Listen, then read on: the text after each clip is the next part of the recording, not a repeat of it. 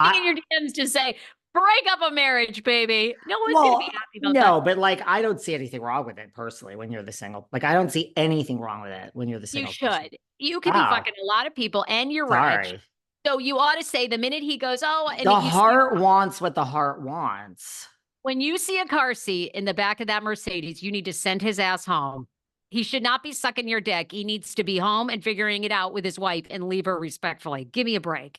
And you need Okay, to tell him well, too old, too rich for that. I'm not I can't tell him that. Anyway, let's move on. What were we saying about I don't know. Like, yeah, I mean, look, it makes Dorit the most interesting person ever. I don't know. I feel like we're getting set up here for a huge reveal, is why I'm bringing this up and why I liked Jeff's quote, because I'm wondering, is this season, is this going to be Dorit like we've never seen her? Like basically saying, you know what? I need to tell you something. For 5 years, we've on and off been living separate lives. I don't care I don't know. I'm just saying, Oh, you think kind of that? what That's where you go. I just go where it's like, to me, it's like, this is it, Dory. Like, I mean, they probably said to her, this is your season. Just be real. I mean, that's the thing. Like, she is, what's the word? She does need to be heavily medicated and probably should go away to a facility for a while. But like Shannon Beador, the highs are high and the lows are low. So at least when you watch her, this is a woman who I believe lets it all hang out when the camera's rolling. Like, I believe all of her mood swings and craziness. So Dorit should just have that season. Just be real. When you want to cry, cry. When you want to be a bitch, be a bitch. When you want to be superficial and superficial. When you want to care if people like you, just say you sleep with married men. You know what I mean? And have the world hate you, or invite Melissa's old nose back for a 15th time. Just don't care. Be authentic to yourself. People will latch onto that and applaud that. Sarah's laughing. You love a Melissa's old nose reference. I do. Actually, I'm thinking about inviting her on my show. I don't know anything about her, but I'm thinking, you know what? This old nose is like taking over the podcasting world. So I'm kind of like, hey, old nose. I am Tell I us am too. honored to have had old nose Oh, on many times. So just be yourself, and I think people will hate you because they disagree with you, but they won't. They'll like it way more than the fake. Life is great, and I love Andy, and I love my job, and everyone is great. And I have to think of what is politically correct to say. No, we're over that. The world craves reality. They do. They do. They want authenticity regardless of whether they believe what you're saying, whether they, I shouldn't say believe, but whether they agree with your, Yeah. yeah, everybody loves a person where you know exactly where you stand. And it's so fake. These people that come out and try to be, we see it with podcasters, right? Who try to be nice. Oh, honey. And the moment you truly reveal who you are, you lose half your audience anyway. So just come out and be yourself, and you're going to find the best audience. And they try to cater to what they think the celebrities are going to like, and just be yourself. And if you don't get any stars on your show, own that. You can be so successful. Own who you are. I couldn't agree more. And truly, that's one of the things I love Reviews about don't you. matter. The top, I mean, we all know Behind the Velvet Rope is probably the top 3 most successful housewife podcasts that have ever existed. But I will give credit where credit is due. I mean, the biggest podcast for Bravo right now is 2T's, and their ratings suck, and the ratings don't matter. So just be yourself. Stop caring what people think. Stop caring.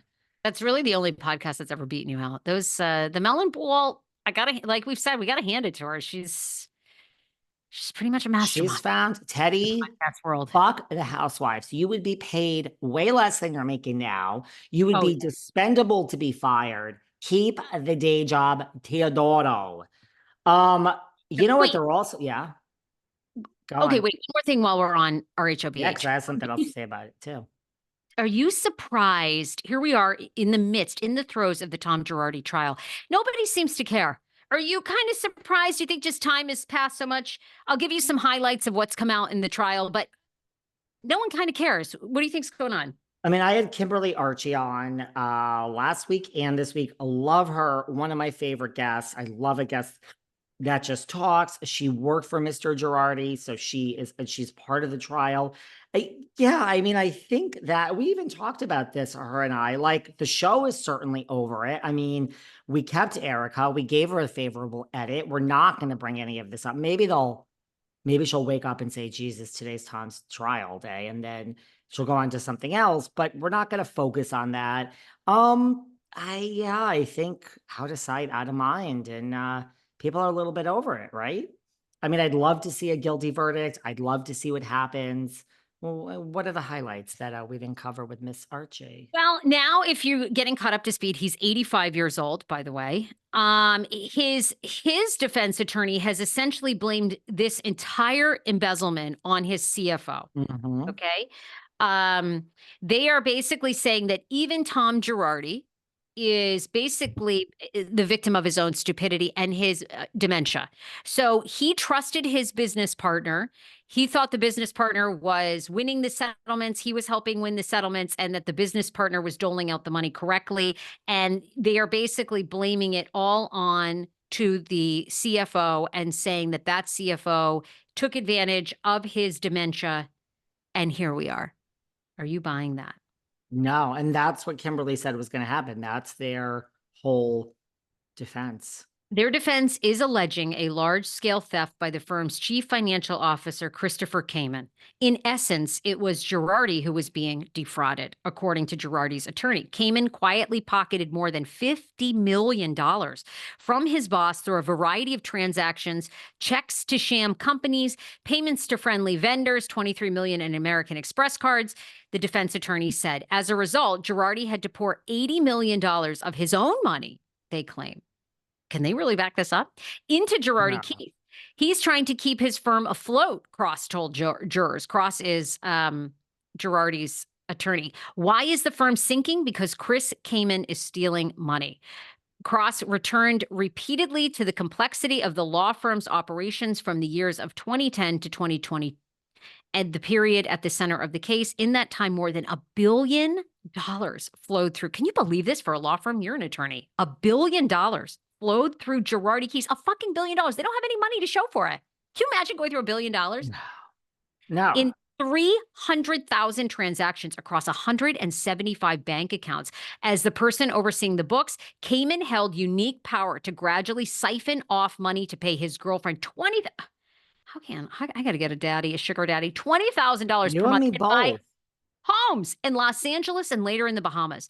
This boring detail is how Chris Kamen makes the theft happen, Cross added. Wow. I mean, I kind of think this is juicy, but you're not buying it. No, I don't buy that. I think Mr. Girardi, his power, it was so alerting.